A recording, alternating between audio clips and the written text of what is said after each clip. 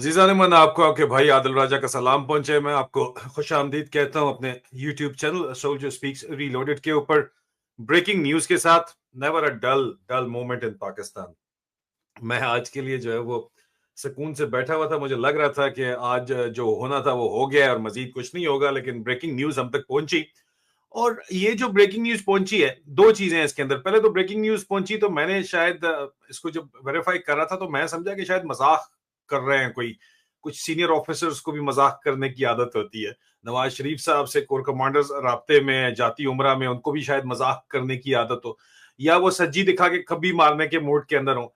तो मैंने फिर उसको वेरीफाई करने के लिए कुछ एयरफोर्स के अंदर, पाकिस्तान एयरफोर्स में कुछ जराये से बात की तो पता चला कि नहीं भाई, मजाक नहीं हो रहा, ये तो सीरियस हो गया है, मामला सीरियस हो गया है। लेकिन यार है तो वैसे मजाक ही। आज की ये दूसरी ब्रेकिंग न्यूज है। पहली ब्रेकिंग न्यूज अगर आपने अभी तक नहीं देखी तो मेरे ख्याल में यू आर मिसिंग आउट। मेरे इसी YouTube channel Soldier Speaks Reloaded के ऊपर रिटायर्ड जनरल DGISI और नवाज शरीफ चौथी दफा वजीर आजम, पाक फौज बनी पंजाब पुलिस, उसके ऊपर ब्रेकिंग न्यूज कुछ जो है इंटरेस्टिंग है। It is circus, political circus है पाकिस्तान के अंदर, और मजाक ही बना के उन्होंने रख दिया हमारा। तो जाहिर बात है, इसलिए ये थंबनेल आपको नजर आ रहा है। काफी मेहनत के बाद बनाया, इनिशियल ये वाला नहीं था, लेकिन फिर काफी मेहनत करके मैंने ये थंबनेल जो है वो बनाया कि यार ये सर्कस ही बना दिया इन लोगों ने। इस मुल्क का तबाह बर्बाद करके रख दिया मुल्क को और सर्कस ही चल रहा है। लेकिन ब्रेकिंग न्यूज जो हमारे पास अभी पहुंची है वो कोई इससे भी बड़ी जो है वो नेक्स्ट लेवल की खबर है।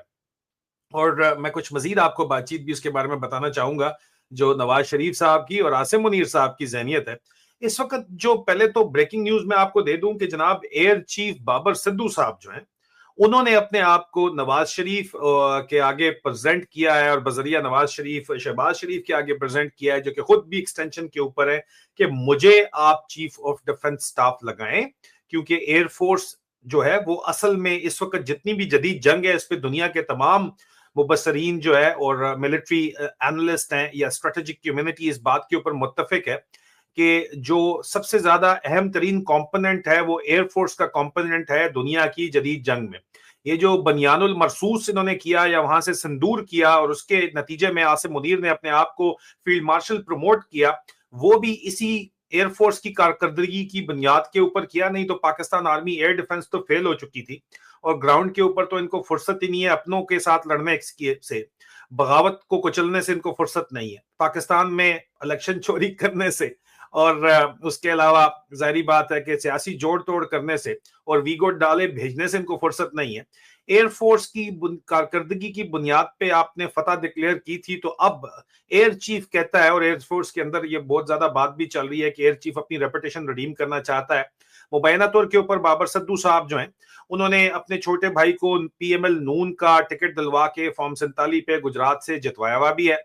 तो जाहिर बात है कि वो नवाज शरीफ से उनका बराह रास्त डायरेक्ट राब्ता उनके भाई के जरिए मौजूद है और उनका भी राब्ता मौजूद है, क्योंकि आर्मी चीफ की मजबूरी बनी हुई थी कि नवाज शरीफ ने उसकी शर्त रखी थी मुबैना तौर के ऊपर कि जनाब उनके भाई को जितवाया जाए गुजरात से, फॉर्म 47 पे जो जितवाया गया। अब क्योंकि राब्ता उनका मौजूद है तो हमारी इतलात के मुताबिक उन्होंने खुद को chief of defence forces CDF की अपॉइंटमेंट के लिए इस बुनियाद पे प्रेजेंट किया है कि जो मेन आर्म है कंबाइंड फोर्सेस की वो तो एयरफोर्स है, तो एयर चीफ का हक बनता है चीफ ऑफ डिफेंस फोर्स लगना। अब क्या उनको 5 स्टार, किसको बुरा लगता है 5 स्टार बनना, क्या उनको 5 स्टार बनाया जाएगा? और अगर बनाया जाएगा तो फिर दोबारा से आइन के अंदर तरमीम करनी पड़ेगी। आईनी तरमीम के लिए भी बातचीत इस वक्त की जा रही है कि जी जनाब आप आईनी तरमीम करें और मुझे चीफ ऑफ डिफेंस फोर्स लगाएं और आर्मी चीफ को अलहदा ही रहने दें, 2 ओहदे बनाएं। बड़ा इंटरेस्टिंग सिनेरियो है और मैंने बार बार इसके ऊपर जब कंफर्मेशन ली मुझे लग रहा था कि शायद कोई मजाक ही हो रहा है यहाँ पे, जिस तरह का सर्कस यहाँ पे चल रहा है। जाहिर बात है पाक फौज पंजाब पुलिस बन गई, मैंने कहा रिटायर्ड जनरल लगना चाहता है इस वक्त DGISI, तो उन्होंने कहा रिटायर्ड जनरल हटाएं और रिटायर्ड SHO लगाएं। पुलिस में तो SHO होता है, चलो रिटायर्ड IG सही, लेकिन यहाँ पे एयर चीफ की अपनी रेपुटेशन रिडीम करने का भी एक बहुत बड़ा मसला बन रहा है, सवाल उठ रहा है कि एयर चीफ अपनी रेपुटेशन रिडीम करना चाहते हैं। एयरफोर्स के अंदर भी चीफ ऑफ डिफेंस स्टाफ लग के, ये भी बहुत, इसके अंदर किसी किस्म का कोई शक नहीं है, बिल्कुल वो करना चाहते हैं। इसके अलावा आसिम मुनीर ने जाके जिस किस्म की बातचीत की है वो आपके सामने ही है, और आसिम मुनीर ने पार्लियामेंटेरियंस के सामने जाके जो बात की है उसके अंदर उन्होंने कहा है जनाब के नेशनल जो वर्कशॉप हो रही है सिक्योरिटी वर्कशॉप, उसके शुरका को उन्होंने जाके कहा है कि आप दो खानदानों के गुलाम हैं, नवाज शरीफ और आसिफ जरदारी के गुलाम हैं। नवाज शरीफ ने उसके बाद अबसार आलम के जरिए चुपता हुआ जो है वो जवाब दिया कि हम तो दो लोगों, आर्मी चीफ और डीजी आईएसआई के गुलाम हैं। आसिफ जरदारी ने मुर्तजा सुलंगी के जरिए अभी तक जवाब नहीं दिया, जब वो जवाब देंगे तो हम आपको बताएंगे। लेकिन इस तरह तो फिर सवाल ये भी उठता है कि क्या मरियम नवाज भी आर्मी चीफ की गुलाम नहीं है, या शहबाज शरीफ भी आर्मी चीफ के गुलाम नहीं है? ये भी तो सवाल यहाँ पे उठता है। मैं आपको यहाँ पे वाज़े तौर के ऊपर एक बात बड़े अरसे से बताता चला आ रहा हूं कि आसिम मुनीर जो है और फौज जो है, फौज के अंदर एक बड़ी शिद्दत के साथ, जितनी अवाम फौज से नफरत करती है उतनी शिद्दत से फौज के अंदर, खासतौर पे अब फौज का सरबराह भी, वो शरीफ और जरदारी खानदान से नफरत करता है, दोनों से, और खुद सदर बनने के इंतजार में है कि जो ही सदर बन गया तो फिर इनका काम तमाम करेगा। और इसीलिए एयर चीफ बाबर सिद्दू ने जो अपने आप को पेशकश कर दी है, और स्पैनर इन द वर्क्स इसको अंग्रेजी में बोलते हैं, पहिए के अंदर जाके व्हील के अंदर पाना फेंक दिया है। तो ये जो पाना फेंका है ये कोई छोटी मोटी बात नहीं है, ये मैं आपको बता रहा हूँ, ये कंफर्म बात है। और इसका मतलब ये होगा कि chief of defence staff, chief of defence forces CDF और आर्मी चीफ दो अलग अपॉइंटमेंट्स होंगी, जिसके ऊपर अब सीरियस बातचीत शुरू हो गई है। अगर अभी तक इन्होंने करवाना होता, नोटिफिकेशन तो हो चुका होता, और कोर कमांडर्स भी नवाज शरीफ साहब से डायरेक्ट राब्ते में है, डीजी आईएसआई भी नवाज शरीफ से डायरेक्ट राब्ते के अंदर है। ये मैं आपको कंफर्म बात इस वक्त बता रहा हूं।